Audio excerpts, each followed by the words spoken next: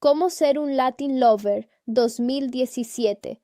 Hola a todos, cinéfilos y amantes de la comedia. Bienvenidos un día más al canal. Hoy nos toca ponernos un poco frescos, ponernos los lentes de sol y analizar una película que, si la vieron en su momento, seguro les sacó más de una carcajada, pero si se la toman muy en serio, bueno, digamos que el guión tiene más huecos que un queso suizo. Así es. Hoy vamos a hablar de Cómo ser un Latin Lover o How to be a Latin Lover, esa comedia del 2017 protagonizada por Eugenio Derbez y la grandiosa Salma Hayek. Miren, a ver, vamos a ser francos desde el segundo uno. Esta película no llegó a los cines buscando ganar un premio Oscar a mejor guión original, ni mucho menos. Esto es puro entretenimiento palomitero, comedia física al estilo gringo, mezclada con el toque picante y mexicano que Derbez lleva perfeccionando durante décadas. Pero detrás de toda la capa de absurdo, masajes con aceites exóticos y señoras millonarias de la tercera edad, hay una historia que reflexiona a su manera tan torpe sobre la familia, el envejecimiento y lo patético que es vivir a costillas de los demás. Así que agárrense fuerte, pónganse cómodos, preparen sus palomitas porque vamos a desmenuzar absolutamente todo sobre esta cinta. Desde su inicio ridículo, sus personajes, los momentos más absurdos de la trama, su rendimiento en taquilla, los secretos de producción y, por supuesto, mi humilde y tajante opinión personal sobre si vale la pena o si es mejor dejarla pasar en el catálogo de streaming. Empecemos hablando de cómo arranca esta locura. La película no pierde el tiempo para establecer la premisa. Literalmente nos muestra un flashback donde vemos la infancia de nuestro protagonista Máximo y su hermana Sara. El tipo viene de una familia modesta, con un padre camionero que por un descuido trágico y absurdo choca su propio camión contra su propia casa y termina perdiendo la vida. O sea, una tragedia fortuita total, pero la película lo maneja con un tono tan plano que casi no te da tiempo de procesar el luto. Tras el funeral, la mamá manda a los niños a dormir, pero el pequeño Máximo ya tiene la mente retorcida. El niño hojea una revista de chismes y ve la foto de una chica joven que se volvió millonaria de la noche a la mañana simplemente casándose con un anciano multimillonario. Y ahí, amigos míos, en ese preciso instante se enciende la chispita en el cerebro de Máximo. Mientras otros niños sueñan con ser futbolistas, astronautas o doctores, el sueño dorado de Máximo es ser un mantenido profesional, un gigoló de la alta sociedad. Damos un salto en el tiempo de 10 años. Vemos a un Máximo ya joven, en pleno uso de sus facultades de conquistador baratón, buscando activamente a su presa. Su amigo le señala a una mujer increíblemente rica que vive sola en una mansión gigantesca. Máximo no lo piensa dos veces. Despliega sus artes de seducción de baratillo, la enamora, se casa con ella y ¡pum! Objetivo logrado. Adiós al trabajo duro, hola a la vida de rey pagada por una tarjeta de crédito ajena. Pero el tiempo no perdona a nadie, señores. Pasan 25 años, y aquí es donde la película conecta con el presente y vemos a Eugenio Derbez en todo su esplendor. Máximo ya no es el jovencito atlético de antes. Los años le han pasado factura, la panza le pesa, el cabello se le empieza a llenar de canas, y su esposa millonaria está literalmente al borde de la ultratumba. Hay una escena genial y bastante ácida donde Máximo se despierta por la mañana, mira a la anciana acostada a su lado y lo primero que hace es revisar si todavía está respirando. Es un humor negro bastante sutil, pero muy efectivo para mostrar lo fría y utilitaria que era esa relación. A pesar de que la señora sigue viva, la vida de Máximo es puro lujo, fiesta y extravagancia. Vive en una mansión de ensueño, viaja, se da la gran vida sin haber movido un solo dedo en un trabajo real durante un cuarto de siglo. Y llega el día de su aniversario. La anciana se le acerca y le entrega su regalo, un reloj de lujo, que resulta ser exactamente el mismo modelo que le regaló el año anterior. Ahí te das cuenta de que la pobre señora ya ni se acuerda de lo que compra, pero a Máximo no le importa mientras el dinero siga fluyendo. Para devolverle el gesto y fingir que es un esposo atento, Máximo le dice que tiene una sorpresa para ella y la lleva directamente a un concesionario de autos de lujo para regalarle un automóvil deportivo increíble. Pero claro, la anciana, con la sabiduría que dan los años y los dolores articulares, le dice fríamente que meterse en un Lamborghini achaparrado le destrozaría las rodillas. Máximo pone cara de niño berrinchudo, a lo que la señora responde: ¿Por qué te enojas si en realidad este regalo era para ti? Y el tipo cambia de actitud al instante, la manipulación en su máxima expresión. Máximo llama al vendedor para cerrar el trato de la compra, y aquí hace su entrada un personaje clave, un vendedor joven, guapo, carismático y con una labia impecable. Este sujeto empieza a hablarle de forma tan dulzona y encantadora a la anciana que casi de inmediato la mujer empieza a sentirse atraída hacia él. Máximo, pecando de un exceso de confianza absurdo, ignora las señales de alerta por completo. Se siente intocable. Toma el auto nuevo y se va directo a presumírselo a su mejor amigo, Rick, interpretado por el gran Rob Lowe. Hablemos un segundo de Rick. Este personaje es básicamente el reflejo de Máximo, pero en versión estadounidense. Rick también vive de mantener a una señora millonaria llamada Millicent.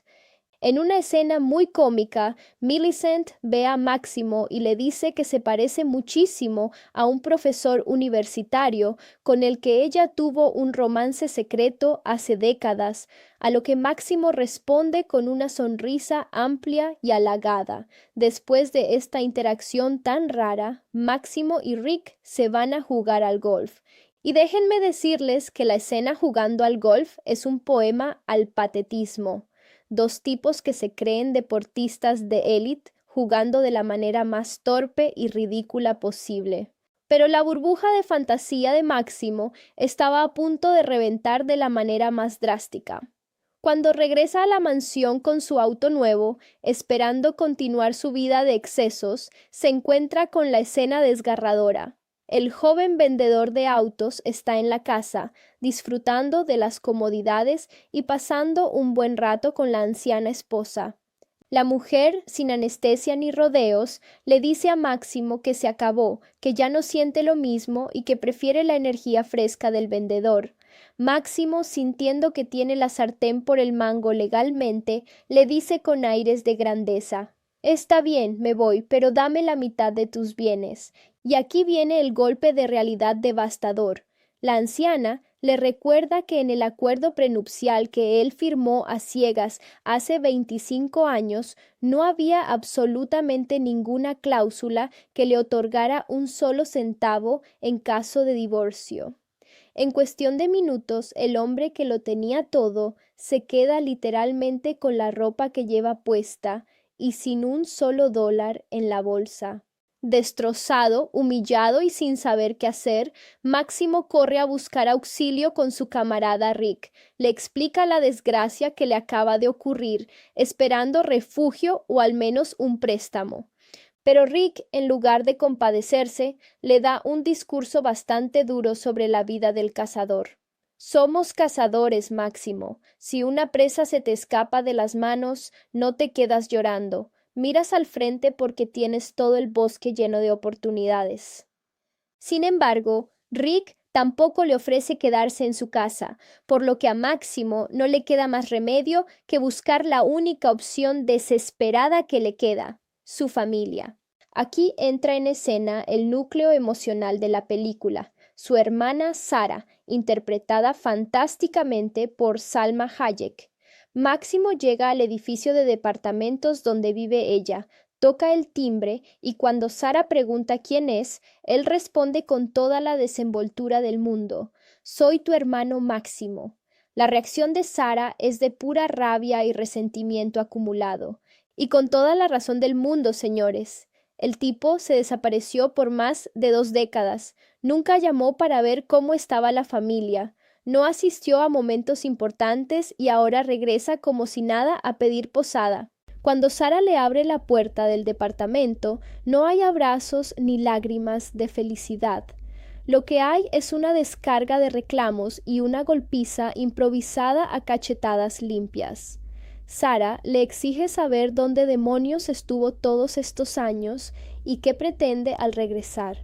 Máximo, tratando de manipular la situación y ganar simpatía, miente diciendo que volvió únicamente porque quería conocer a su sobrina. Pero Sara lo frena en seco y le aclara: No tengo ninguna hija, tengo un hijo y se llama Hugo. Viendo que las mentiras no le van a funcionar con su hermana, a Máximo no le queda de otra que tragar saliva y admitir la vergonzosa verdad. Su esposa millonaria lo cambió por un modelo más reciente y lo echó a la calle sin un centavo. Es en este momento cuando Máximo descubre la situación de su hermana. Sara es viuda, trabaja duro para salir adelante y está criando a su hijo Hugo totalmente sola en un departamento modesto. La dinámica familiar se pone a prueba esa misma noche durante la cena. Sara, siendo una mujer tradicional y con valores bien plantados, le pide a la familia que haga una oración antes de comer. Máximo toma la palabra para pedir la bendición, pero su oración es ridículamente egoísta. Señor, por favor, provéeme de una segunda esposa que tenga un corazón enorme, pero sobre todo una cuenta bancaria aún más grande. La cara de Sara al escuchar esto es un poema. Es la representación perfecta de la frustración fraternal. A la hora de dormir, las cosas no mejoran. Máximo tiene que improvisar su cama en un colchón inflable en el cuarto de su sobrino Hugo. Pero el pequeño Hugo es un niño curioso, observador y con 1000 preguntas en la cabeza sobre este tío misterioso que apareció de la nada. Hugo no para de hacerle preguntas una tras otra, rompiéndole la paciencia al egoísta de Máximo. Desesperado por no poder descansar, Máximo empieza a gritar pidiendo auxilio, como si lo estuvieran atacando. Sara entra corriendo a la habitación armada con un palo, pensando que hay un intruso o una emergencia real, solo para encontrarse con que Máximo está haciendo un berrinche porque el niño no se calla.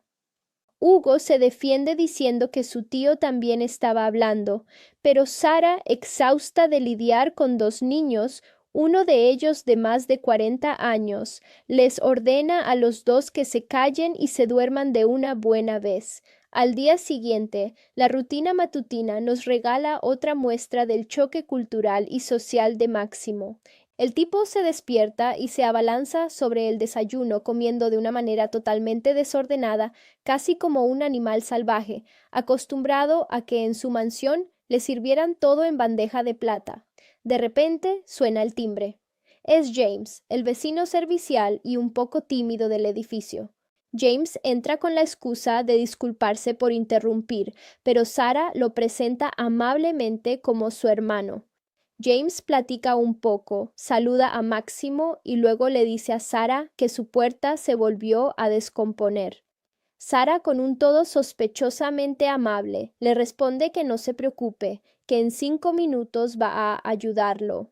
En cuanto James se retira, el radar dramático de Máximo se activa. Mira a su hermana y le pregunta directamente si tiene algo que ver con el vecino. Sara lo niega categóricamente, asegurando que solo es un vecino amable y nada más. Poco después, los tres se suben al auto para salir. Sara les cuenta que trabaja como asistente junior en una firma de arquitectura y, al dejar a Máximo en la calle, le da un ultimátum clarísimo.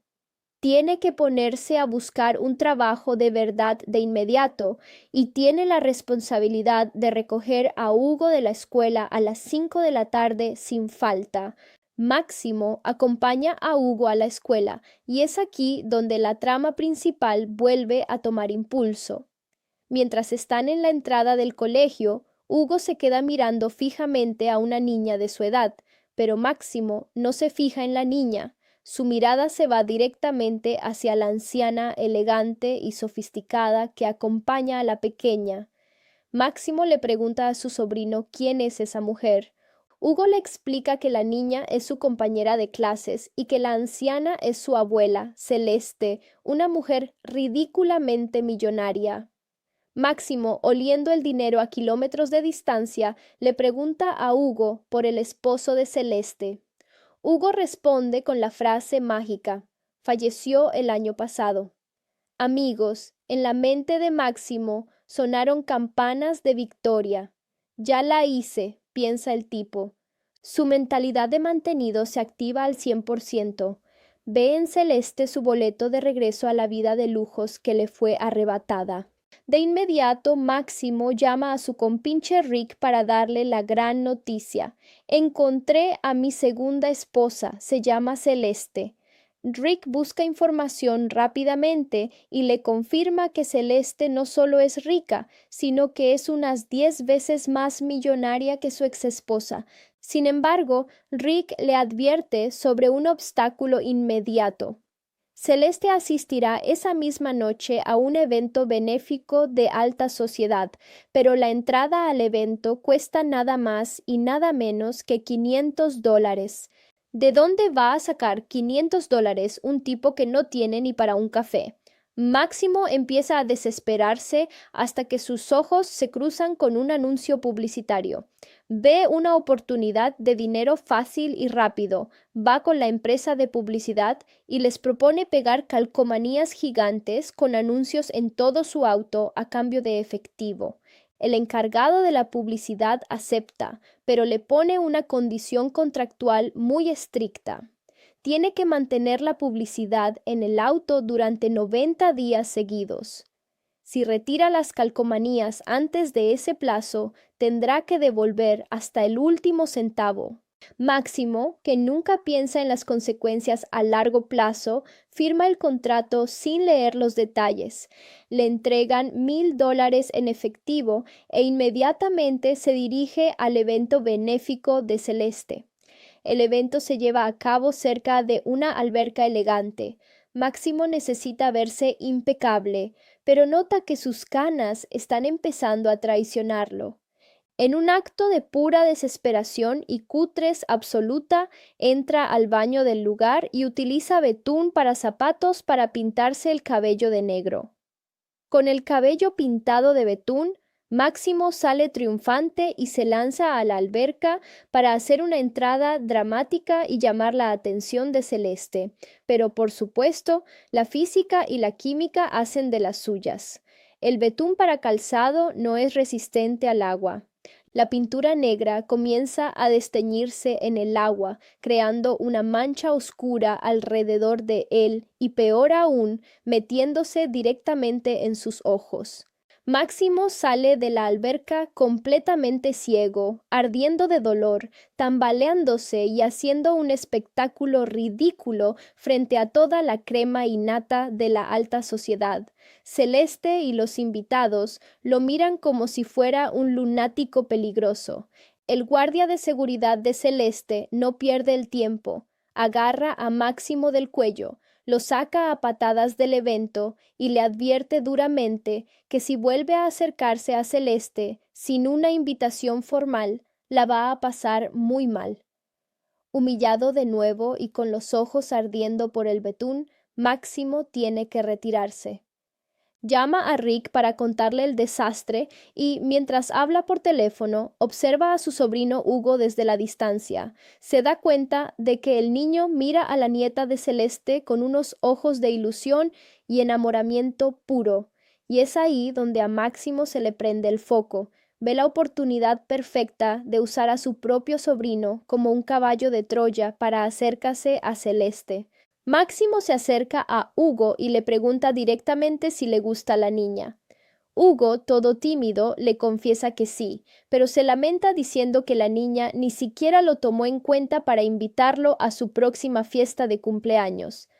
Máximo sonríe con malicia y le dice: «No te preocupes, campeón, tu tío te va a enseñar exactamente cómo enamorarla». Y así comienza un entrenamiento absurdo donde Máximo intenta enseñarle a un niño de primaria sus tácticas baratas de galán trasnochado para manipular a las mujeres. Paralelamente, vemos la línea argumental de Sara. Ella está intentando avanzar profesionalmente en su despacho de arquitectura.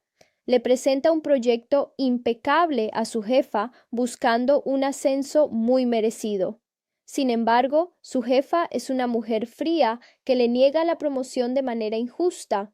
Por si fuera poco, en ese preciso momento llega Máximo manejando el auto de Sara, totalmente cubierto de calcomanías publicitarias grotescas.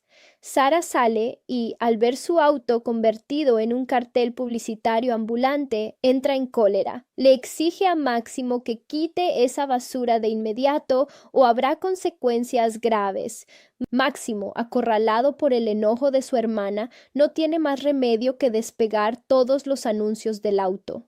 Al día siguiente, Máximo se reúne con Rick para pedirle información más detallada sobre los gustos de Celeste.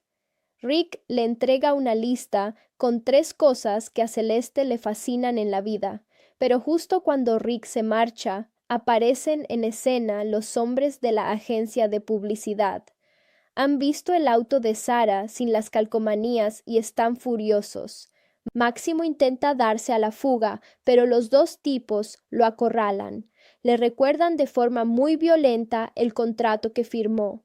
Quitó los anuncios antes de los 90 días, así que exigen la devolución inmediata del dinero. Máximo les ruega, diciendo que no tiene el dinero ahora, pero que se los pagará pronto. Los cobradores, para dejarle claro que no están jugando, le dan un golpe bajo muy doloroso, metafórica y literalmente en sus partes nobles, y le dan un plazo de 1 semana para entregar el efectivo si no quiere que las cosas se pongan mucho peores. Llega el día de las clases de natación de los niños. Máximo acompaña a Hugo y divisa a la nieta de Celeste. Le ordena a Hugo que aplique lo aprendido y vaya a hablarle con una actitud de chico malo y dominante. Hugo, siguiendo torpemente los consejos de su tío, se acerca a la niña y se presenta de forma exageradamente confiada. Para sorpresa de todos, la táctica funciona a medias y la niña termina invitando a Hugo a su fiesta de cumpleaños. Hugo corre emocionado a contárselo a su tío, quien festeja como si hubieran ganado la Copa del Mundo. Cuando le dan la noticia a Sara de que Hugo fue invitado a la fiesta en la mansión de Celeste, Sara se emociona enormemente. Ve esto como una oportunidad perfecta para conocer la arquitectura de esa mansión tan famosa. Máximo, temiendo que Sara le arruine el plan de estar a solas con Celeste, intenta convencerla de que no vaya, ofreciéndose él a llevar al niño. Pero Sara está decidida a ir. Para sacarla del mapa, a Máximo se le ocurre una jugada maquiavélica. Va con James, el vecino, y le dice que Sara está secretamente enamorada de él y que debería invitarla a salir en una cita este mismo sábado. James, emocionado, junta valor y le pide la cita a Sara. Sara se queda en shock y no sabe qué responder. Máximo interviene rápidamente para despedir a James, diciendo que ella le dará la respuesta luego. Cuando se quedan solos, Sara le dice a Máximo que está muy nerviosa y que prefiere irse a dormir. Pero Máximo, mostrando por primera vez un destello de empatía fraternal, se acerca a ella y le da un consejo sincero. Tienes que darte una oportunidad, Sara. No puedes quedarte sola para siempre. No te frenes a ti misma. Sorprendentemente, estas palabras calan hondo en Sara y acepta salir con James, dejándole el camino libre a Máximo para llevar a Hugo a la fiesta. Sin embargo, los problemas financieros de Máximo no dan tregua. Mientras está solo en casa, los cobradores de la publicidad irrumpen nuevamente. Le exigen el dinero porque el plazo venció. Como Máximo no tiene un solo centavo, los tipos deciden tomar una garantía a la fuerza. Se llevan la cámara fotográfica de Hugo, la cual el niño necesitaba desesperadamente para documentar su proyecto de la Feria de Ciencias. Máximo les ruega que no se la lleven, pero los matones ignoran sus súplicas. Llega el día de la fiesta. Sara se va a su cita con James, mientras Máximo y Hugo llegan a la majestuosa mansión de Celeste. Hugo se va a buscar a la niña y Máximo ejecuta su plan de acoso táctico hacia Celeste. Basándose en la lista de gustos que le dio Rick, Máximo entabla conversación con Celeste. Ve una revista y dice que le apasiona escalar montañas. Celeste, con una expresión seria, le revela que ella intentó escalar una vez y perdió un brazo en un accidente. Máximo se queda helado. Tratando de arreglarla, Máximo cambia de tema y dice que prefiere viajar en tren. Celeste le responde que cuando era niña jugaba en las vías del tren y perdió su otro brazo. Máximo descubre horrorizado que Celeste tiene 2 prótesis robóticas. Desesperado, menciona que al menos le gustará el pollo frito, a lo que Celeste responde furiosa que aborrece a las personas que maltratan a los animales. Máximo no entiende nada. Todo lo que le dijo estaba completamente mal. En ese momento, escucha el tono de un teléfono celular cerca, sigue el sonido y descubre a su amigo Rick escondido entre los arbustos. Rick lo había traicionado. Le dio información completamente falsa a propósito para sabotearlo y quedarse él con la millonaria Celeste. La confrontación no se hace esperar. Rick sale de su escondite y admite la jugada. Ambos empiezan a discutir acaloradamente frente a Celeste. En medio del forcejeo por llamar la atención de la anciana, la agarran torpemente de los brazos metálicos y ¡pum!, se los arrancan accidentalmente. Celeste queda horrorizada, furiosa y les grita que se vayan de su propiedad inmediatamente. En el caos de la discusión, Máximo le recrimina a Rick.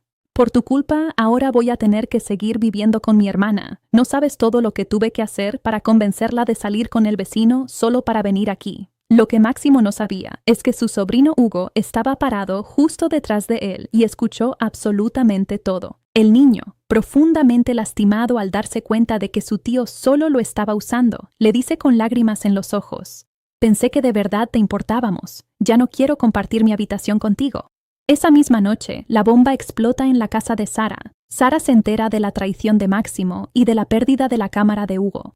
Confronta a Máximo de forma implacable, exigiéndole que se vaya de la casa de inmediato. Máximo intenta defenderse diciendo que él no robó la cámara, pero Sara le contesta con una frase demoledora. Tal vez no te la llevaste tú con tus manos, pero le robaste a tu sobrino la ilusión y la confianza en su familia. Máximo es echado a la calle, durmiendo en su auto y sintiéndose como la peor basura del mundo. El personaje empieza a experimentar un verdadero arco de redención. Al día siguiente, busca a Rick. Deciden ir a la oficina de los tipos de la publicidad para recuperar la cámara de Hugo. Rick se hace pasar por un inspector de gas para distraer a los matones mientras Máximo se cuela en las oficinas. Máximo logra encontrar la cámara, pero los matones descubren la farsa de Rick y le propinan una paliza monumental. Máximo, con la cámara en la mano, se sube a una motoneta minúscula de la empresa y huye a toda velocidad en una persecución bastante cómica por la ciudad.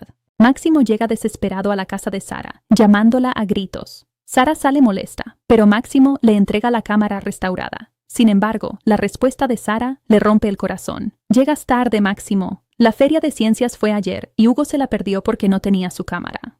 Máximo comprende el daño real que causaron sus actitudes egoístas. Decidido a reparar las cosas, Máximo escribe una carta profundamente emotiva y sincera en nombre de su sobrino. Al día siguiente en la escuela, Hugo se acerca a la nieta de Celeste para disculparse por el desastre de la fiesta. La niña, sonriendo, le dice que no hay nada que disculpar y que leyó la hermosa carta que le envió. Le dice que acepta lanzar juntos el globo meteorológico para su proyecto escolar. Hugo, confundido pero feliz, revisa la copia de la carta y se da cuenta de las hermosas palabras que su tío escribió por él. Por otro lado, la suerte de Sara cambia radicalmente. Su jefa la llama a la oficina para darle una noticia impactante. Ha sido promovida y tiene un cliente multimillonario muy importante que solicitó sus servicios exclusivamente. Sara y Hugo van a la dirección citada para conocer al cliente. Un helicóptero aterriza en el lugar y de él baja Millicent, la anciana millonaria y exesposa de Rick. Millicent le explica a Sara que alguien le mostró sus proyectos de arquitectura y quedó absolutamente fascinada con su talento. Detrás de Millicent aparece Máximo, vistiendo de forma más modesta y sonriendo. Máximo había usado sus contactos en el mundo de las millonarias, no para beneficiarse a sí mismo, sino para impulsar la carrera de su hermana. Sara, conmovida hasta las lágrimas, corre a abrazar a su hermano, perdonándolo de corazón. Máximo mira a su sobrino y le pregunta a Sara si puede llevarlo a dar una vuelta en el helicóptero, a lo que ella responde con una sonrisa. Claro que sí, vayan. Y así, amigos, es como concluye la trama principal de Cómo ser un Latin Lover. Ahora, hablemos de lo que hay detrás de las cámaras y del rendimiento real de esta producción, porque hay datos muy interesantes que vale la pena destacar. Primero que nada, la dirección estuvo a cargo de Ken Marino, un actor y director con mucha experiencia en la comedia estadounidense. Wet Hot American Summer, Brooklyn Nine-Nine. Esto explica por qué la película tiene ese ritmo tan ágil, pero a la vez tan caótico. Marino confió muchísimo en la capacidad de improvisación de Eugenio Derbez y Salma Hayek. De hecho, gran parte de la química entre Sara y Máximo funciona tan bien en pantalla porque Derbez y Hayek son amigos en la vida real desde hace muchísimos años. Esas peleas, los manotazos y el Spanglish que manejan se sienten auténticos porque hay una complicidad genuina entre ambos. El elenco secundario es una locura de estrellas de la comedia gringa. Tenemos a Rob Lowe haciendo de un gigoló engreído, a Kristen Bell como una mujer loca obsesionada con los gatos, a Raquel Welch en una de sus últimas apariciones en pantalla, como Celeste, a Linda Lavin como Millicent y a un joven Rafael Alejandro que se roba completamente el show interpretando al pequeño Hugo. La presencia de todos estos actores le dio a la cinta un atractivo internacional muy fuerte. En cuanto al rendimiento en taquilla, Cómo ser un Latin Lover fue un éxito comercial rotundo. Con un presupuesto de producción bastante modesto de apenas 10 a 15 millones de dólares, la película logró recaudar más de 62 millones de dólares a nivel mundial. Fue un trancazo impresionante, tanto en Estados Unidos como en México. En el mercado estadounidense, logró posicionarse en el segundo lugar de la taquilla en su fin de semana de estreno, superada únicamente por Guardianes de la Galaxia Volumen 2, lo cual fue un logro gigante para una película encabezada por un elenco mayoritariamente hispano. Este éxito consolidó a Eugenio Derbez como una fuerza de taquilla legítima en Hollywood, demostrando que el público hispano en Estados Unidos es un mercado gigantesco que consume activamente cine cuando se le entregan productos diseñados con estrellas con las que se identifican. Ahora bien, pasemos a la crítica y a mi opinión personal. ¿Es Cómo ser un Latin Lover una buena película? La respuesta corta es, depende de qué estés buscando cuando le das al botón de reproducir. Si la medimos con la vara de la crítica cinematográfica exigente, la película flaquea bastante. Los críticos en su momento la destrozaron en portales como Rotten Tomatoes, donde apenas roza un 38% de aprobación. ¿Por qué? Porque el guión es extremadamente predecible. Desde los primeros 15 minutos de película, sabes exactamente cómo va a terminar. El tipo egoísta pierde su estilo de vida, aprende el valor de la familia, intenta reparar sus errores y al final se vuelve una mejor persona. Es la fórmula clásica de la comedia hollywoodense, repetida al pie de la letra. Además, el ritmo de la película es bastante irregular. Hay momentos donde la comedia vuela a 1000 por hora con chistes visuales muy logrados y de repente se frena en seco para meter escenas dramáticas o sentimentales que se sienten un poco forzadas. El humor también es muy divisivo. Hay chistes visuales que funcionan de maravilla, como toda la secuencia del betún en la alberca o las peleas entre Derbez y Salma Hayek.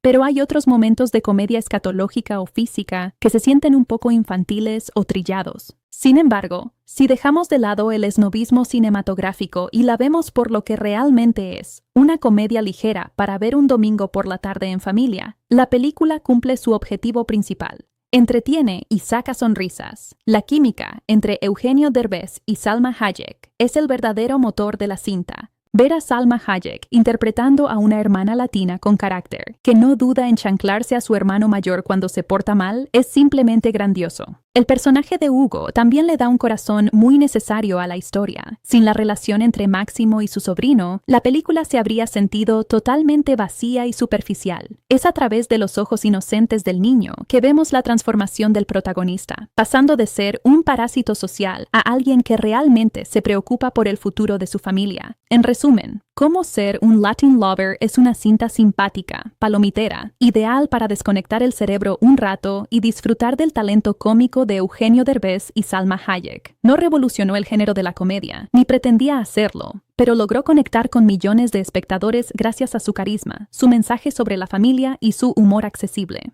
Y bien amigos, con esto llegamos al final de este extenso análisis sobre cómo ser un Latin Lover. ¿Ustedes ya vieron esta película? ¿Qué les pareció el papel de Eugenio Derbez? ¿Les dio risa o sintieron que el humor era demasiado absurdo? Me encantaría leer todas sus opiniones en la caja de comentarios aquí abajo. Hola de nuevo, familia cinéfila. Bienvenidos a la segunda parte de este gran recorrido por cómo ser un Latin Lover. Si se perdieron la primera entrega, recuerden que estuvimos desmenuzando los primeros compases de la historia.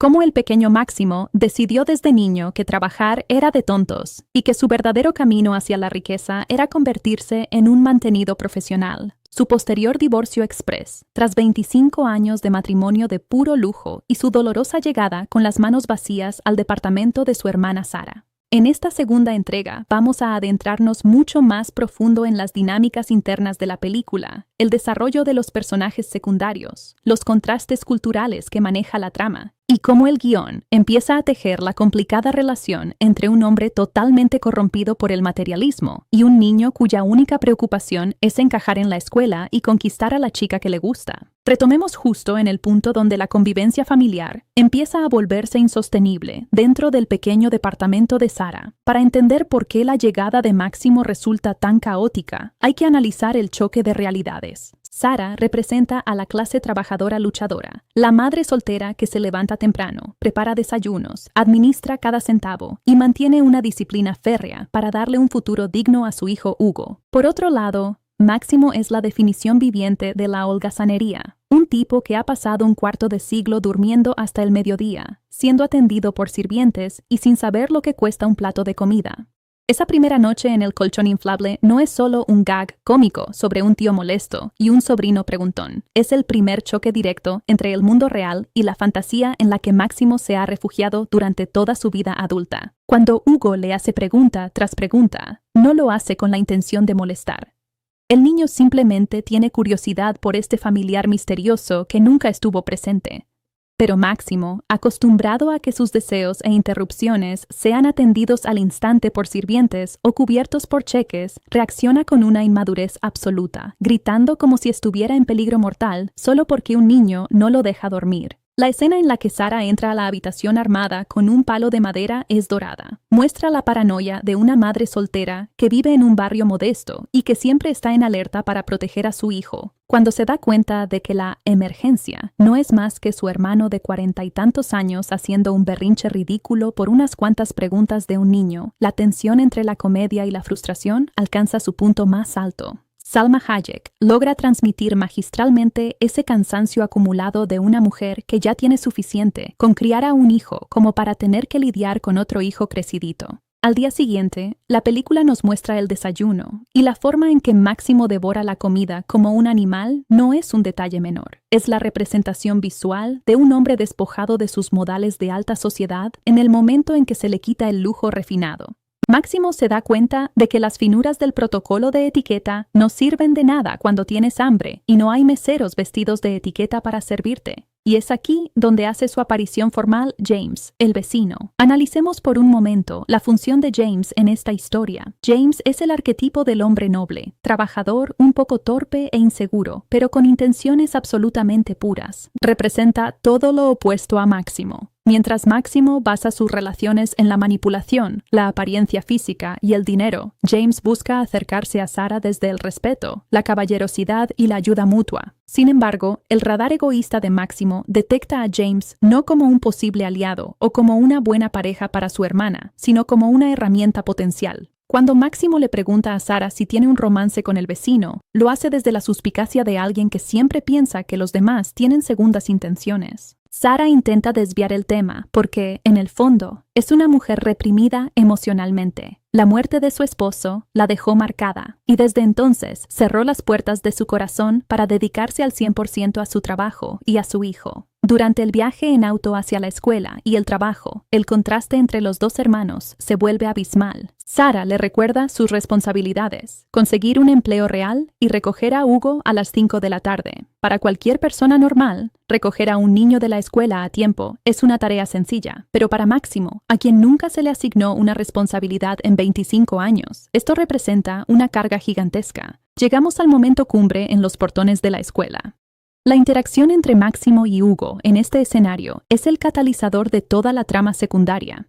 Mientras Hugo observa melancólicamente a la niña que le gusta, Máximo opera bajo su filtro mental obsesivo: buscar dinero. La entrada de Celeste, interpretada por la legendaria Raquel Welch, cambia por completo las prioridades de Máximo. Celeste no es simplemente una anciana rica más. Es la cima de la pirámide financiera de la zona. Cuando Hugo le confirma que es la abuela de su compañera y que su esposo murió el año pasado, la mente de Máximo hace un cortocircuito. En lugar de ver una oportunidad para guiar a su sobrino en el amor, ve una oportunidad de oro para usarse a sí mismo y a su sobrino para escalar nuevamente a la cima de la pirámide social.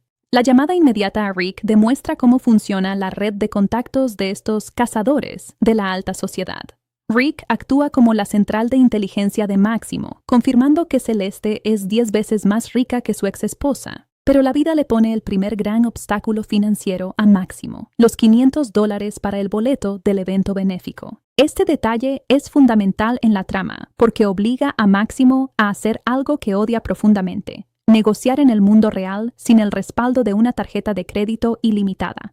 La solución que encuentra, firmar un contrato para colocar anuncios publicitarios en el auto de su hermana, demuestra lo poco que le importan las propiedades o los sentimientos de los demás con tal de conseguir su objetivo inmediato. Firma sin leer, agarra el dinero en efectivo e ignora por completo las cláusulas de letras chiquitas que estipulan que los anuncios deben quedarse 90 días. El evento benéfico en la alberca es, sin lugar a dudas, una de las secuencias de comedia física mejor ejecutadas de toda la película. Eugenio Derbez siempre se ha destacado por su dominio del slapstick y la comedia corporal, y esta escena es un testimonio de ello. El uso del betún para calzado en el cabello es un recurso de comedia clásico, pero la forma en que se ejecuta eleva el nivel de absurdo. Máximo llega sintiéndose el hombre más atractivo de la fiesta, totalmente ajeno a lo ridículo que se ve con el cabello manchado de tinte barato. Su clavado en la alberca está diseñado para ser una entrada triunfal, una declaración de estilo ante la alta sociedad. Pero el agua reacciona inmediatamente con el betún, convirtiendo la alberca cristalina en un pozo de tinta negra. La ceguera temporal provocada por el químico del betún en sus ojos genera un caos absoluto. Máximo empieza a deambular a ciegas, tropezando con los invitados, agarrando cosas que no debe y balbuceando incoherencias mientras intenta mantener la postura de galán. La reacción de Celeste y de la élite presente es de puro asco y conmoción. Para ellos, no es solo un tipo torpe, es un chiflado peligroso que ha arruinado una gala benéfica de alto nivel. La expulsión violenta por parte del guardia de seguridad deja a Máximo tirado en el suelo, ciego, humillado y habiendo quemado su primera oportunidad con Celeste de la peor manera posible. Es el punto más bajo en su intento de reconquista financiera por cuenta propia, lo que lo obliga a cambiar radicalmente de estrategia. De regreso a la casa, tras haberse limpiado la cara y recuperado un poco la visión, Máximo observa detenidamente a su sobrino Hugo. Aquí la película hace un giro interesante en la dinámica de maestro y alumno. Máximo se da cuenta de que no puede entrar por la puerta grande con Celeste como un galán solitario, pero puede entrar por la puerta trasera como el tío cariñoso de Hugo si logra que el niño se acerque a la nieta de Celeste. Cuando Máximo le pregunta a Hugo por qué no habla con la niña, se revela la profunda inseguridad del pequeño. Hugo es un niño retraído, tímido, apasionado por la ciencia, pero sin ninguna habilidad social para conectar con las chicas de su edad. Siente que está en una liga completamente diferente a la de la nieta de la mujer más rica de la ciudad. Es aquí donde Máximo despliega sus enseñanzas. Toda la secuencia de entrenamiento entre Máximo y Hugo es una sátira brillante sobre los clichés de la seducción masculina. Máximo intenta enseñarle a un niño de 10 años tácticas de manipulación psicológica, posturas de poder, miradas intensas y diálogos rebuscados que él utilizaba con mujeres de 80 años. La comedia nace precisamente de lo fuera de lugar que resultan esos consejos aplicados al mundo infantil escolar. Sin embargo, a pesar de lo ridículo de las técnicas, ocurre algo inesperado. Hugo empieza a ganar confianza en sí mismo. Aunque los consejos de su tío sean superficiales y absurdos, el simple hecho de que un adulto le esté prestando atención y le diga que él es capaz de lograr lo que se propone, empieza a romper la coraza de timidez de Hugo. Esta es la gran paradoja del guión. Máximo está usando a Hugo por puro interés egoísta, pero sin darte cuenta, le está dando al niño la seguridad que la falta de una figura paterna le había arrebatado. Mientras tanto, en el frente laboral de Sarah, la película profundiza en la frustración de la mujer profesional contemporánea. Sarah ha dedicado años de su vida a la arquitectura, entregando proyectos de calidad impecable y trabajando horas extra sin recibir el reconocimiento ni el salario que merece. La escena con su jefa es un reflejo de la frialdad corporativa, donde el esfuerzo no siempre es recompensado. Para colmo de males, cuando Sarah sale a la calle buscando un poco de aire fresco tras la negativa de su ascenso, se encuentra con su automóvil completamente tapizado de publicidad chillona y vulgar. La furia de Sarah no es solo por el auto, es el cúmulo de estrés laboral, financiero y personal, reventando al ver que su hermano ha usado su único medio de transporte para un negocio turbio. Sin un centavo. Es en este momento cuando Máximo descubre la situación de su hermana. Sarah es viuda, trabaja duro para salir adelante y está criando a su hijo Hugo totalmente sola en un departamento modesto. La dinámica familiar se pone a prueba esa misma noche durante la cena. Sarah, siendo una mujer tradicional y con valores bien plantados, le pide a la familia que haga una oración antes de comer. Máximo toma la palabra para pedir la bendición, pero su oración es ridículamente egoísta. Señor, por favor, provéeme de una segunda esposa que tenga un corazón enorme, pero sobre todo una cuenta bancaria aún más grande. La cara de Sarah al escuchar esto es un poema. Es la representación perfecta de la frustración fraternal. A la hora de dormir, las cosas no mejoran. Máximo tiene que improvisar su cama en un colchón inflable en el cuarto de su sobrino Hugo. Pero el pequeño Hugo es un niño curioso, observador y con 1000 preguntas en la cabeza sobre este tío misterioso que apareció de la nada. Hugo no para de hacerle preguntas una tras otra, rompiéndole la paciencia al egoísta de Máximo. Desesperado por no poder descansar, Máximo empieza a gritar pidiendo auxilio, como si lo estuvieran atacando. Sarah entra corriendo a la habitación armada con un palo, pensando que hay un intruso o una emergencia real, solo para encontrarse con que Máximo está haciendo un berrinche porque el niño no se calla. Hugo se defiende diciendo que su tío también estaba hablando, pero Sarah, exhausta de lidiar con 2 niños, uno de ellos de más de 40 años, les ordena a los 2 que se callen y se duerman de una buena vez. Al día siguiente, la rutina matutina nos regala otra muestra del choque cultural y social de Máximo. El tipo se despierta y se abalanza sobre el desayuno comiendo de una manera totalmente desordenada, casi como un animal salvaje, acostumbrado a que en su mansión le sirvieran todo en bandeja de plata. De repente suena el timbre. Es James, el vecino servicial y un poco tímido del edificio. James entra con la excusa de disculparse por interrumpir, pero Sarah lo presenta amablemente como su hermano. James platica un poco, saluda a Máximo y luego le dice a Sarah que su puerta se volvió a descomponer. Sarah, con un tono sospechosamente amable, le responde que no se preocupe, que en 5 minutos va a ayudarlo. En cuanto James se retira, el radar dramático de Máximo se activa. Mira a su hermana y le pregunta directamente si tiene algo que ver con el vecino. Sarah lo niega categóricamente, asegurando que solo es un vecino amable y nada más. Poco después, los 3 se suben al auto para salir. Sara les cuenta que trabaja como asistente junior en una firma de arquitectura y, al dejar a Máximo en la calle, le da un ultimátum clarísimo. Tiene que ponerse a buscar un trabajo de verdad de inmediato y tiene la responsabilidad de recoger a Hugo de la escuela a las 5 de la tarde sin falta. Máximo acompaña a Hugo a la escuela y es aquí donde la trama principal vuelve a tomar impulso. Mientras están en la entrada del colegio, Hugo se queda mirando fijamente a una niña de su edad, pero Máximo no se fija en la niña. Su mirada se va directamente hacia la anciana elegante y sofisticada que acompaña a la pequeña. Máximo le pregunta a su sobrino quién es esa mujer. Hugo le explica que la niña es su compañera de clases y que la anciana es su abuela, Celeste, una mujer ridículamente millonaria. Máximo, oliendo el dinero a kilómetros de distancia, le pregunta a Hugo por el esposo de Celeste. Hugo responde con la frase mágica: falleció el año pasado. Amigos, en la mente de Máximo sonaron campanas de victoria.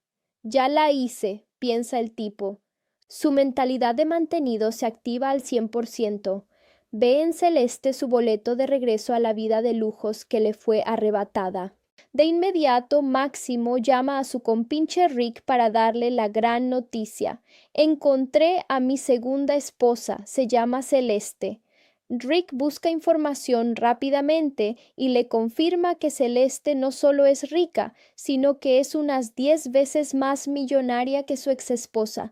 Sin embargo, Rick le advierte sobre un obstáculo inmediato. Celeste asistirá esa misma noche a un evento benéfico de alta sociedad, pero la entrada al evento cuesta nada más y nada menos que $500. ¿De dónde va a sacar $500 un tipo que no tiene ni para un café? Máximo empieza a desesperarse hasta que sus ojos se cruzan con un anuncio publicitario. Ve una oportunidad de dinero fácil y rápido, va con la empresa de publicidad y les propone pegar calcomanías gigantes con anuncios en todo su auto a cambio de efectivo. El encargado de la publicidad acepta, pero le pone una condición contractual muy estricta. Tiene que mantener la publicidad en el auto durante 90 días seguidos.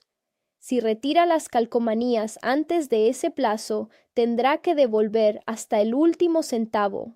Máximo, que nunca piensa en las consecuencias a largo plazo, firma el contrato sin leer los detalles. Le entregan $1,000 en efectivo e inmediatamente se dirige al evento benéfico de Celeste. El evento se lleva a cabo cerca de una alberca elegante. Máximo necesita verse impecable, pero nota que sus canas están empezando a traicionarlo. En un acto de pura desesperación y cutrez absoluta, entra al baño del lugar y utiliza betún para zapatos para pintarse el cabello de negro. Con el cabello pintado de betún, Máximo sale triunfante y se lanza a la alberca para hacer una entrada dramática y llamar la atención de Celeste, pero por supuesto, la física y la química hacen de las suyas. El betún para calzado no es resistente al agua. La pintura negra comienza a desteñirse en el agua, creando una mancha oscura alrededor de él y, peor aún, metiéndose directamente en sus ojos. Máximo sale de la alberca completamente ciego, ardiendo de dolor, tambaleándose y haciendo un espectáculo ridículo frente a toda la crema innata de la alta sociedad. Celeste y los invitados lo miran como si fuera un lunático peligroso. El guardia de seguridad de Celeste no pierde el tiempo. Agarra a Máximo del cuello, lo saca a patadas del evento y le advierte duramente que si vuelve a acercarse a Celeste sin una invitación formal, la va a pasar muy mal. Humillado de nuevo y con los ojos ardiendo por el betún, Máximo tiene que retirarse. Llama a Rick para contarle el desastre y, mientras habla por teléfono, observa a su sobrino Hugo desde la distancia. Se da cuenta de que el niño mira a la nieta de Celeste con unos ojos de ilusión y enamoramiento puro, Y es ahí donde a Máximo se le prende el foco. Ve la oportunidad perfecta de usar a su propio sobrino como un caballo de Troya para acercarse a Celeste. Máximo se acerca a Hugo y le pregunta directamente si le gusta la niña. Hugo, todo tímido, le confiesa que sí, pero se lamenta diciendo que la niña ni siquiera lo tomó en cuenta para invitarlo a su próxima fiesta de cumpleaños. Máximo sonríe con malicia y le dice: «No te preocupes, campeón, tu tío te va a enseñar exactamente cómo enamorarla». Y así comienza un entrenamiento absurdo donde Máximo intenta enseñarle a un niño de primaria sus tácticas baratas de galán trasnochado para manipular a las mujeres. Paralelamente, vemos la línea argumental de Sara. Ella está intentando avanzar profesionalmente en su despacho de arquitectura. Le presenta un proyecto impecable a su jefa buscando un ascenso muy merecido. Sin embargo, su jefa es una mujer fría que le niega la promoción de manera injusta. Por si fuera poco, en ese preciso momento llega Máximo manejando el auto de Sara, totalmente cubierto de calcomanías publicitarias grotescas. Sara sale y, al ver su auto convertido en un cartel publicitario ambulante, entra en cólera. Le exige a Máximo que quite esa basura de inmediato o habrá consecuencias graves.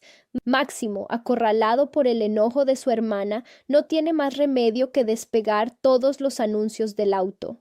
Al día siguiente, Máximo se reúne con Rick para pedirle información más detallada sobre los gustos de Celeste. Rick le entrega una lista con 3 cosas que a Celeste le fascinan en la vida, pero justo cuando Rick se marcha, aparecen en escena los hombres de la agencia de publicidad. Han visto el auto de Sara sin las calcomanías y están furiosos.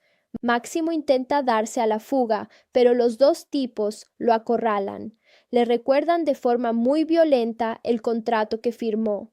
Quitó los anuncios antes de los 90 días, así que exigen la devolución inmediata del dinero. Máximo les ruega, diciendo que no tiene el dinero ahora, pero que se los pagará pronto.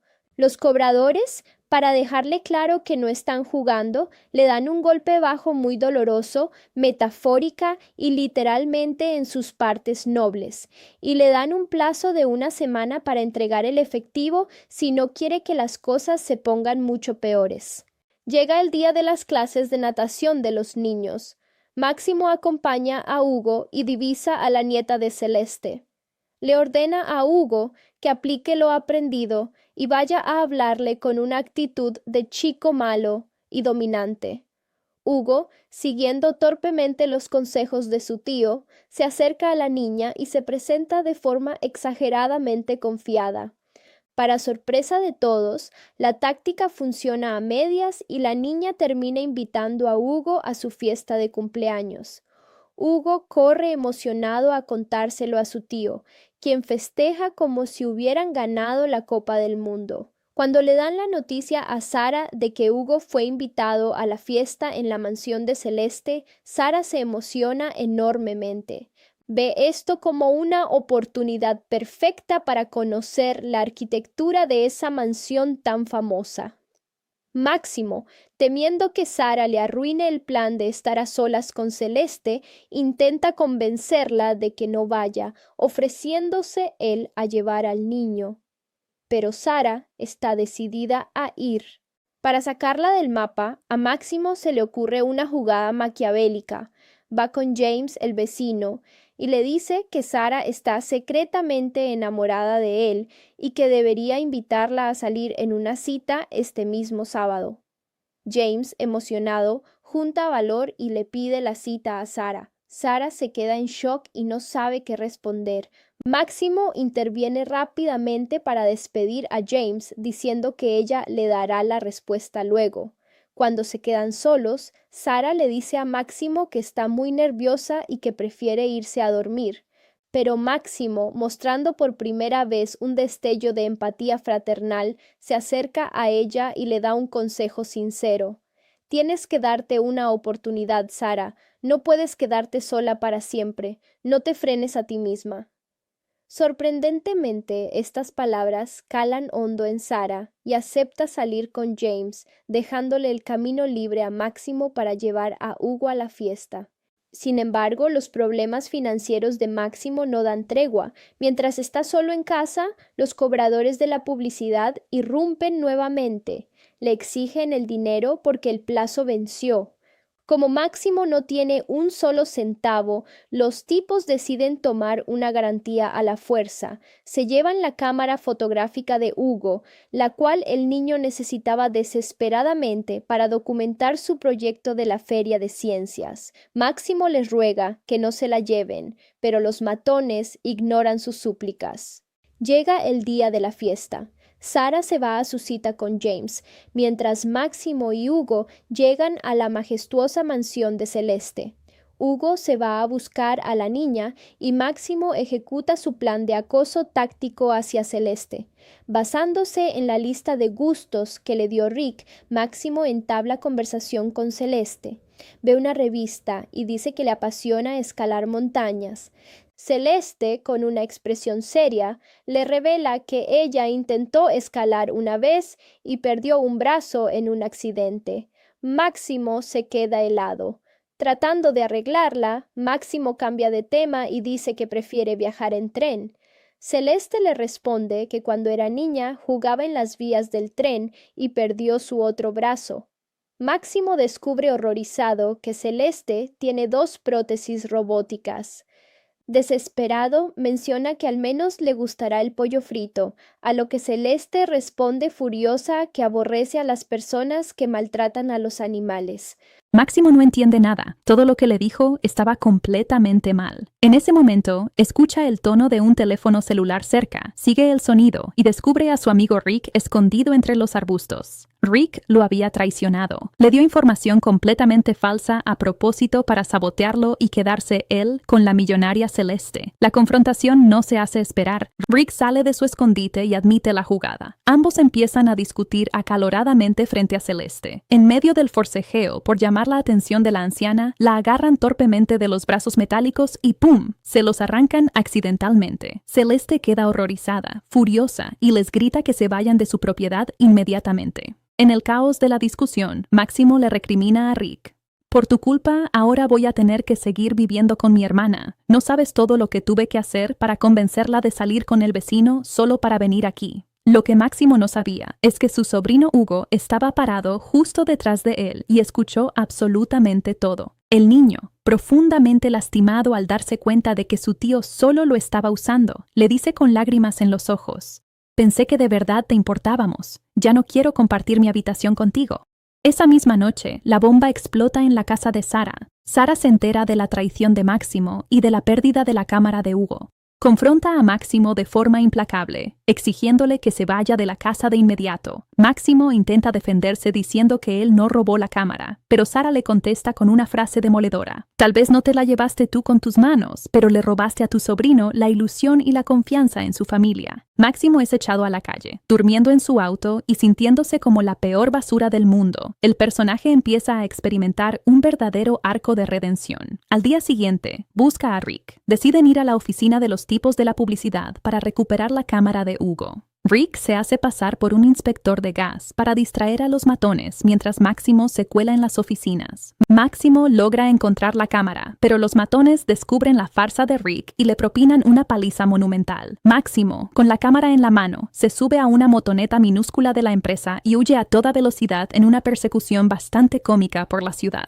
Máximo llega desesperado a la casa de Sara, llamándola a gritos. Sara sale molesta, pero Máximo le entrega la cámara restaurada. Sin embargo, la respuesta de Sara le rompe el corazón. Llegas tarde, Máximo. La feria de ciencias fue ayer y Hugo se la perdió porque no tenía su cámara. Máximo comprende el daño real que causaron sus actitudes egoístas. Decidido a reparar las cosas, Máximo escribe una carta profundamente emotiva y sincera en nombre de su sobrino. Al día siguiente en la escuela, Hugo se acerca a la nieta de Celeste para disculparse por el desastre de la fiesta. La niña, sonriendo, le dice que no hay nada que disculpar y que leyó la hermosa carta que le envió. Le dice que acepta lanzar juntos el globo meteorológico para su proyecto escolar. Hugo, confundido pero feliz, revisa la copia de la carta y se da cuenta de las hermosas palabras que su tío escribió por él. Por otro lado, la suerte de Sara cambia radicalmente. Su jefa la llama a la oficina para darle una noticia impactante. Ha sido promovida y tiene un cliente multimillonario muy importante que solicitó sus servicios exclusivamente. Sara y Hugo van a la dirección citada para conocer al cliente. Un helicóptero aterriza en el lugar y de él baja Millicent, la anciana millonaria y exesposa de Rick. Millicent le explica a Sara que alguien le mostró sus proyectos de arquitectura y quedó absolutamente fascinada con su talento. Detrás de Millicent aparece Máximo, vistiendo de forma más modesta y sonriendo. Máximo había usado sus contactos en el mundo de las millonarias, no para beneficiarse a sí mismo, sino para impulsar la carrera de su hermana. Sara, conmovida hasta las lágrimas, corre a abrazar a su hermano, perdonándolo de corazón. Máximo mira a su sobrino y le pregunta a Sara si puede llevarlo a dar una vuelta en el helicóptero, a lo que ella responde con una sonrisa. Claro que sí, vayan. Y así, amigos, es como concluye la trama principal de Cómo ser un Latin Lover. Ahora, hablemos de lo que hay detrás de las cámaras y del rendimiento real de esta producción, porque hay datos muy interesantes que vale la pena destacar. Primero que nada, la dirección estuvo a cargo de Ken Marino, un actor y director con mucha experiencia en la comedia estadounidense. Wet Hot American Summer, Brooklyn Nine-Nine.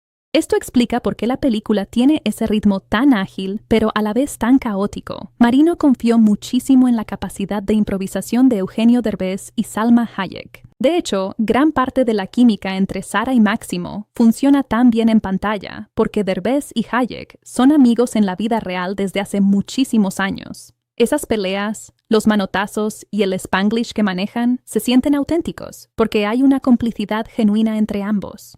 El elenco secundario es una locura de estrellas de la comedia gringa.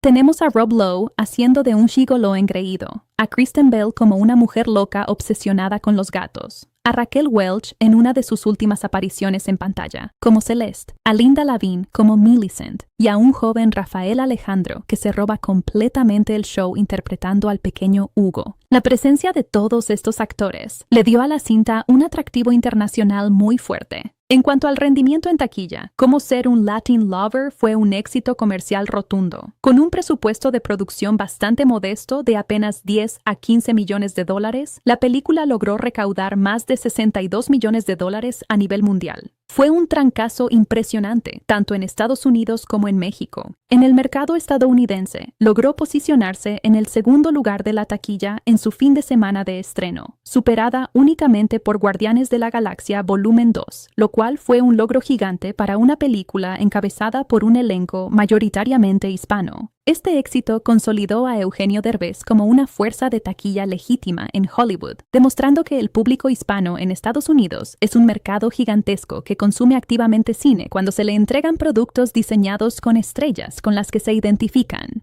Ahora bien, pasemos a la crítica y a mi opinión personal. ¿Es Cómo ser un Latin Lover una buena película? La respuesta corta es, depende de qué estés buscando cuando le das al botón de reproducir. Si la medimos con la vara de la crítica cinematográfica exigente, la película flaquea bastante. Los críticos en su momento la destrozaron en portales como Rotten Tomatoes, donde apenas roza un 38% de aprobación. ¿Por qué? Porque el guión es extremadamente predecible. Desde los primeros 15 minutos de película, sabes exactamente cómo va a terminar. El tipo egoísta pierde su estilo de vida, aprende el valor de la familia, intenta reparar sus errores y al final se vuelve una mejor persona. Es la fórmula clásica de la comedia hollywoodense, repetida al pie de la letra. Además, el ritmo de la película es bastante irregular. Hay momentos donde la comedia vuela a 1000 por hora con chistes visuales muy logrados y de repente se frena en seco para meter escenas dramáticas o sentimentales que se sienten un poco forzadas. El humor también es muy divisivo. Hay chistes visuales que funcionan de maravilla, como toda la secuencia del betún en la alberca o las peleas entre Derbez y Salma Hayek. Pero hay otros momentos de comedia escatológica o física que se sienten un poco infantiles o trillados. Sin embargo, si dejamos de lado el esnobismo cinematográfico y la vemos por lo que realmente es, una comedia ligera para ver un domingo por la tarde en familia, la película cumple su objetivo principal. Entretiene y saca sonrisas. La química entre Eugenio Derbez y Salma Hayek es el verdadero motor de la cinta. Ver a Salma Hayek interpretando a una hermana latina con carácter, que no duda en chanclarse a su hermano mayor cuando se porta mal, es simplemente grandioso. El personaje de Hugo también le da un corazón muy necesario a la historia. Sin la relación entre Máximo y su sobrino, la película se habría sentido totalmente vacía y superficial. Es a través de los ojos inocentes del niño que vemos la transformación del protagonista, pasando de ser un parásito social a alguien que realmente se preocupa por el futuro de su familia. En resumen, Cómo ser un Latin Lover es una cinta simpática, palomitera, ideal para desconectar el cerebro un rato y disfrutar del talento cómico de Eugenio Derbez y Salma Hayek. No revolucionó el género de la comedia, ni pretendía hacerlo, pero logró conectar con millones de espectadores gracias a su carisma, su mensaje sobre la familia y su humor accesible. Y bien amigos, con esto llegamos al final de este extenso análisis sobre cómo ser un Latin Lover. ¿Ustedes ya vieron esta película? ¿Qué les pareció el papel de Eugenio Derbez? ¿Les dio risa o sintieron que el humor era demasiado absurdo? Me encantaría leer todas sus opiniones en la caja de comentarios aquí abajo. Hola de nuevo, familia cinéfila. Bienvenidos a la segunda parte de este gran recorrido por cómo ser un Latin Lover. Si se perdieron la primera entrega, recuerden que estuvimos desmenuzando los primeros compases de la historia. Cómo el pequeño Máximo decidió desde niño que trabajar era de tontos y que su verdadero camino hacia la riqueza era convertirse en un mantenido profesional. Su posterior divorcio express, tras 25 años de matrimonio de puro lujo y su dolorosa llegada con las manos vacías al departamento de su hermana Sara. En esta segunda entrega vamos a adentrarnos mucho más profundo en las dinámicas internas de la película, el desarrollo de los personajes secundarios, los contrastes culturales que maneja la trama, y cómo el guión empieza a tejer la complicada relación entre un hombre totalmente corrompido por el materialismo y un niño cuya única preocupación es encajar en la escuela y conquistar a la chica que le gusta. Retomemos justo en el punto donde la convivencia familiar empieza a volverse insostenible dentro del pequeño departamento de Sara. Para entender por qué la llegada de Máximo resulta tan caótica, hay que analizar el choque de realidades. Sara representa a la clase trabajadora luchadora, la madre soltera que se levanta temprano, prepara desayunos, administra cada centavo y mantiene una disciplina férrea para darle un futuro digno a su hijo Hugo. Por otro lado, Máximo es la definición viviente de la holgazanería, un tipo que ha pasado un cuarto de siglo durmiendo hasta el mediodía, siendo atendido por sirvientes y sin saber lo que cuesta un plato de comida. Esa primera noche en el colchón inflable no es solo un gag cómico sobre un tío molesto y un sobrino preguntón. Es el primer choque directo entre el mundo real y la fantasía en la que Máximo se ha refugiado durante toda su vida adulta. Cuando Hugo le hace pregunta tras pregunta, no lo hace con la intención de molestar. El niño simplemente tiene curiosidad por este familiar misterioso que nunca estuvo presente.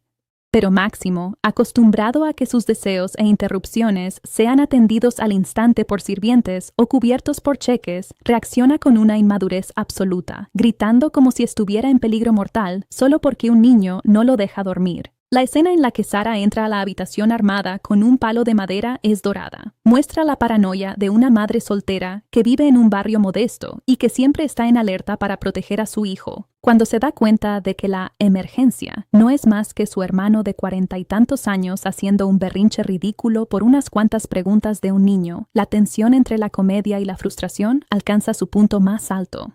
Salma Hayek logra transmitir magistralmente ese cansancio acumulado de una mujer que ya tiene suficiente con criar a un hijo como para tener que lidiar con otro hijo crecidito. Al día siguiente, la película nos muestra el desayuno, y la forma en que Máximo devora la comida como un animal no es un detalle menor. Es la representación visual de un hombre despojado de sus modales de alta sociedad en el momento en que se le quita el lujo refinado.